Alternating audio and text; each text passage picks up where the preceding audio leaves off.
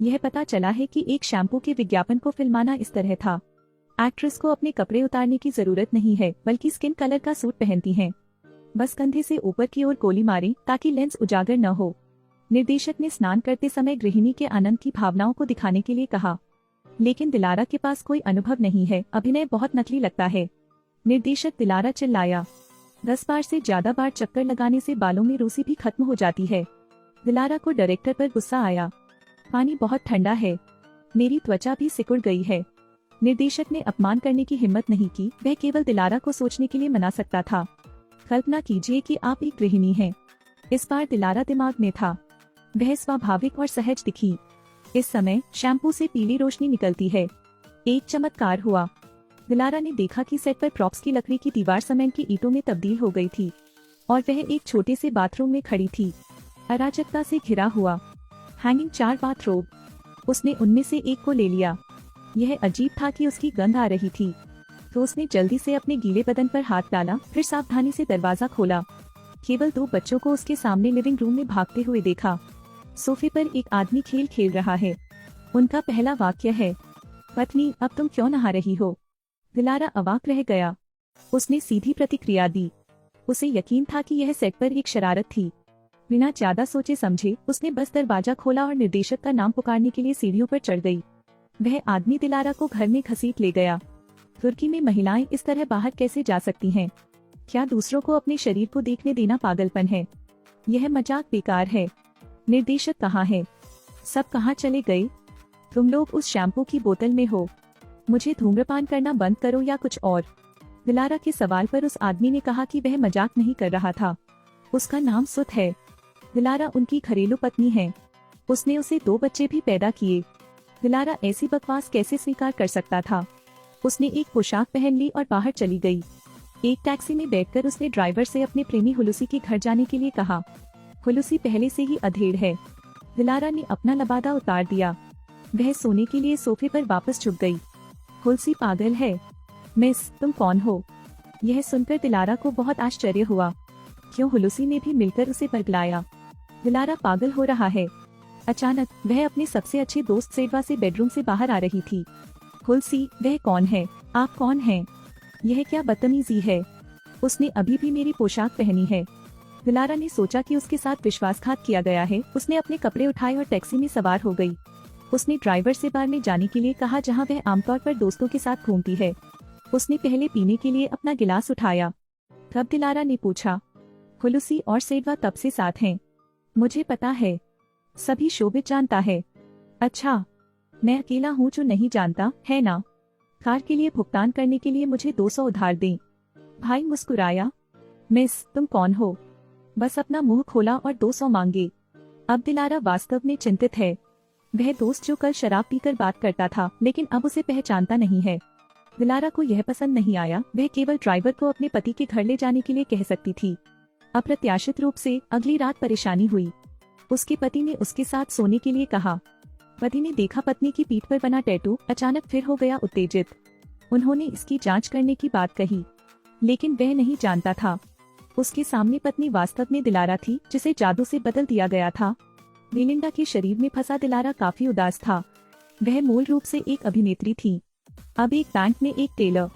Manager ने उससे देर से आने का कारण पूछा। दिलारा पूरी तरह से गिर गया। मेरे चेहरे को देखो, आप देख, क्या मैं एक बैंकर की तरह दिखता हूँ? मैं अभिनेत्री दिलारा हूँ। तुम मुझे क्यों नहीं पहचानते? मैं पागल हो रहा हूँ, पागल हो रहा हूँ। इस समय प्रबंधक ने अपना चेहरा बदल लिया। पुष्टि की कि वह बेलिंडा है, लेकिन यह स्पष्ट रूप से समझाया जाना चाहिए। नतीजतन वे शहर से बाहर थे। मैनेजर ने धीरे से कार की सीट नीचे की। दिलारा ने इधर उधर देखा। वह दृश्य अविश्वसनीय था। पता चला कि मैनेजर का बेलिंडा के साथ अफेयर था। क्योंकि वह एक मजबूत भावना चाहती थी, उसने भूमिका में प्रवेश किया। दिलारा सीधे पागल हो गया। वह तुर्की में एक बूढ़ा आदमी है। जापानी का अध्ययन क्यों करें? इससे भी अधिक आडंबरपूर्ण पारिवारिक रात्रि भोज है। उसका देवर और उसका पति भी आ गए। मैनेजर उसके देवर का पति है, वह मैनेजर की भाभी है। पारिवारिक रिश्ते इतने जटिल हैं कि दिलारा असहनीय होने वाला है। उसने नल चालू किया। दिलारा ने अपने पूरे शरीर पर शैम्पू लगा लिया। उसने उस जादुई शैम्पू का उपयोग करने के बाद सोचा, वह बेलिंडा में बदल जाती है। अब एक बार और उपयोग करें, दिलारा बनकर जरूर लौटेंगे। नतीजे की उसे उम्मीद थी, लेकिन उसने अपने पति और मैनेजर को देखा। उसके बाद दिलारा को एक मानसिक संस्थान में ले जाया गया।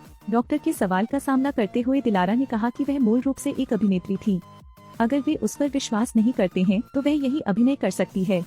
मैं आप सभी को चुनौती देता हूँ, आप सभी, मैं आती हूँ, जीते रहना है। आप मेरे अस्तित्व को नकार नहीं सकते। दिलारा अभिनय में बहुत व्यस्त हैं, लेकिन जितना अधिक वह थी उतना ही अधिक डॉक्टरों ने सोचा कि वह मानसिक रूप से बीमार है। कहाँ हो, दवाई लाओ। दिलारा को व्हीलचेयर पर लंगड़ाते देख उसका पति फूट फूट कर रोया और बोला, मेरी पत्नी, तुम निश्चिंत होकर बीमार हो सकती हो। कितना भी खर्च हो जाए इससे कोई फर्क नहीं पड़ता। दरवाजे पर दिलारा ने अपनी आजादी खो दी। वह मरना चाहती थी, लेकिन वह एक रोगी विनिमय बैठक में थी। उसकी मुलाकात एक बूढ़ी औरत से होती है। रहस्यमय चाची उसके कान में फुसफुसाई, यदि आप बाहर जाना चाहते हैं तो आपको अच्छी भूमिका निभानी होगी। इस कहावत ने दिलारा को जगा दिया। वह बेलिंडा के कपड़े पहनती है।